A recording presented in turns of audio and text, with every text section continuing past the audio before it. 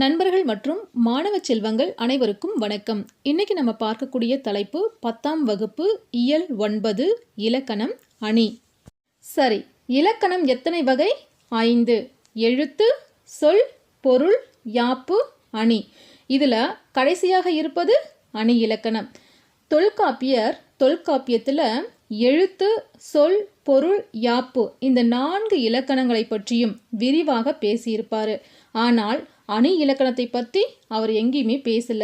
இன்னும் சொல்லப்போனா அணி அப்படிங்கிற பெயரை கூட அவர் பயன்படுத்தியதாக தெரியல.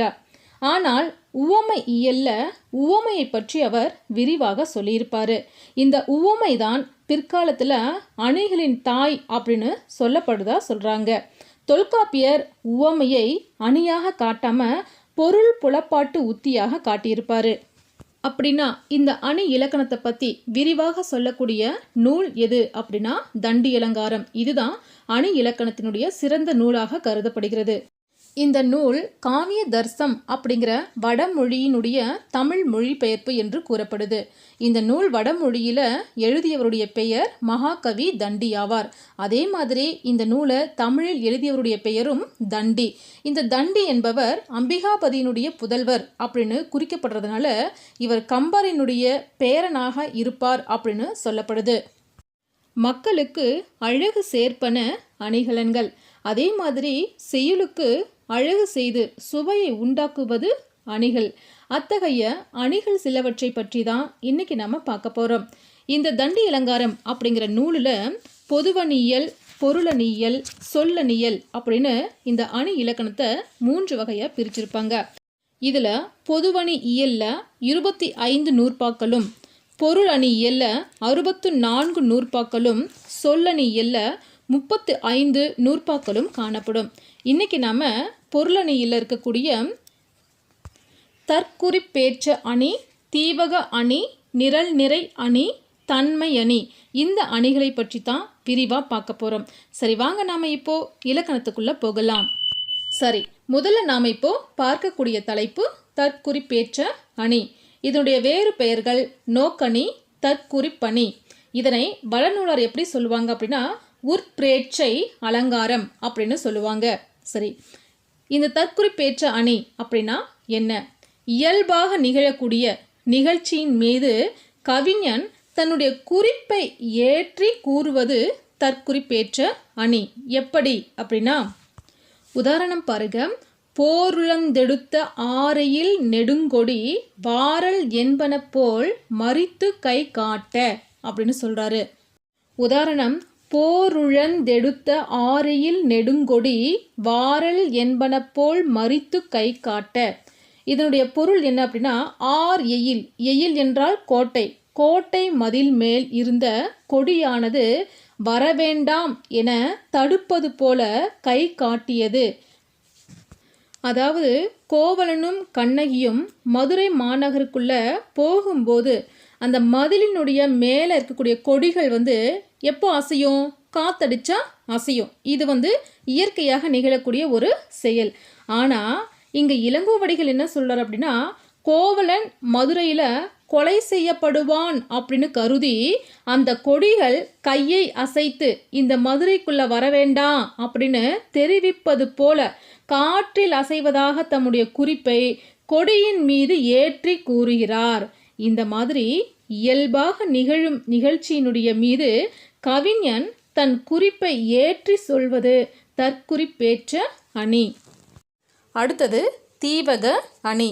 தீவகம் அப்படிங்கிற வட சொல்லுக்கு விளக்கு என்பது பொருள். ஓர் அறையில் ஓர் இடத்தில் வைக்கப்பட்ட விளக்கானது அந்த அறையில் பல இடங்களில் இருக்கக்கூடிய பொருள்களுக்கும் வெளிச்சம் தந்து விளக்குது. அதே மாதிரி செய்யுளில் ஓர் இடத்துல இருக்கக்கூடிய ஒரு சொல்லானது அந்த செய்யுளினுடைய பல இடங்களிலும் இருக்கக்கூடிய சொற்களோடு சென்று பொருத்தி பொருளை விளக்குது. அதனால இது தீவக அணி என அழைக்கப்படுகிறது. இதனுடைய வேறு பெயர் விளக்கு அணி.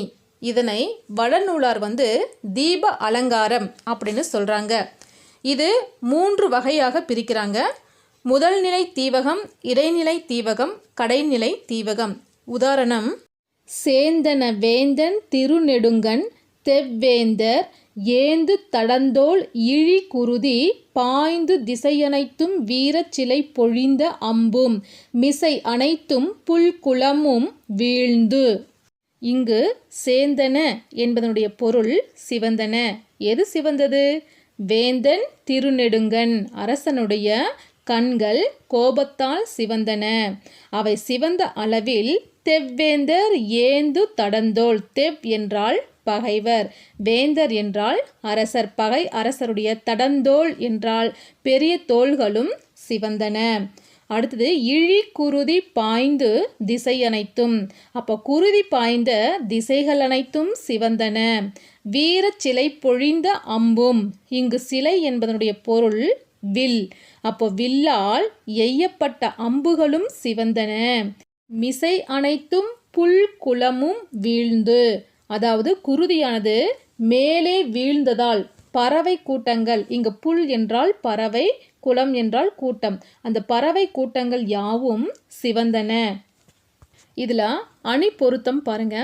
வேந்தன் கண் சேந்தன, தெவ்வேந்தர் தோள் சேந்தன, குருதி பாய்ந்து திசை அனைத்தும் சேந்தன, அம்பும் சேந்தன, புல்குளமும் சேந்தன, மிசை அனைத்தும் சேந்தன அப்படின்னு முதல்ல இருக்கக்கூடிய சேந்தன அப்படின்ற சொல் பாடலில் வருகின்ற கண்கள், தோள்கள், திசைகள், அம்புகள், பறவைகள் இந்த எல்லா இடத்துலையும் போய் பொருந்தி பொருள் தருது. அதனால இது தீவக அணி. அடுத்தது நிரல் நிறை அணி. நிரல் என்றால் வரிசை, நிறை என்றால் நிறுத்துதல் என்று பொருள். இதனை அடைவணி என்றும் அழைப்பர். வடநூலார் இதை யதாசங்கி அலங்காரம் அப்படின்னு சொல்லுவாங்க. இந்த நிரல் நிறை அணி அப்படிங்கிறது சொல்லையும் பொருளையும் வரிசையாக நிறுத்தி அவ்வரிசைப்படியே இணைத்து பொருள் கொள்வது நிரல் நிறை அணி. உதாரணம் பாருங்க. அன்பும் அறனும் உடைத்தாயின் இல் வாழ்க்கை பண்பும் பயனும் அது. அதாவது இல் வாழ்க்கை அன்பும் அறமும் உடையதாக இருந்துச்சு அப்படின்னா அந்த வாழ்க்கையினுடைய பண்பும் பயனும் அதுவே ஆகும் அப்படின்னு சொல்றாங்க. இதுல அணி பொருத்தம் பாருங்க. அன்பும் அறனும் அப்படிங்கிற சொற்களை வரிசையாக நிறுத்தி பண்பும் பயனும் அப்படிங்கிற சொற்களை முறைப்பட கூறி இருக்கிறதுனால இது நிரல் நிறை அணி. அடுத்தது தன்மை அணி. இதனுடைய வேறு பெயர் தன்மை நவிர்ச்சி அணி. எவ்வகைப்பட்ட பொருளாக இருந்தாலும் இயற்கையில் அமைந்த அதனுடைய உண்மையான இயல்பு தன்மையினை கேட்குறவங்க மனம் மகிழுமாறு உரிய சொற்களை அமைத்து பாடுவதுதான் இந்த தன்மையணி. இந்த தன்மையணி 4 வகைப்படும்.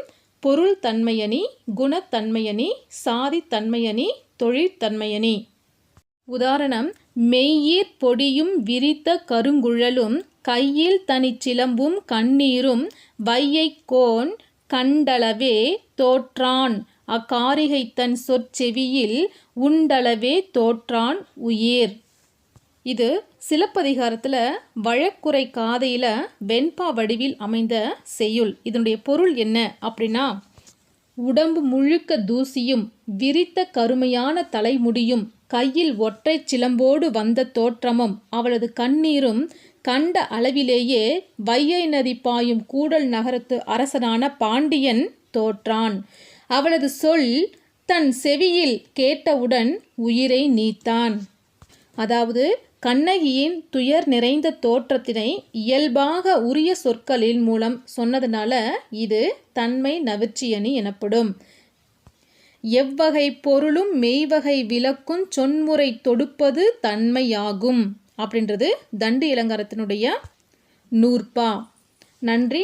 மீண்டும் ஒரு பதிவுடன் உங்களை சந்திக்கிறேன்.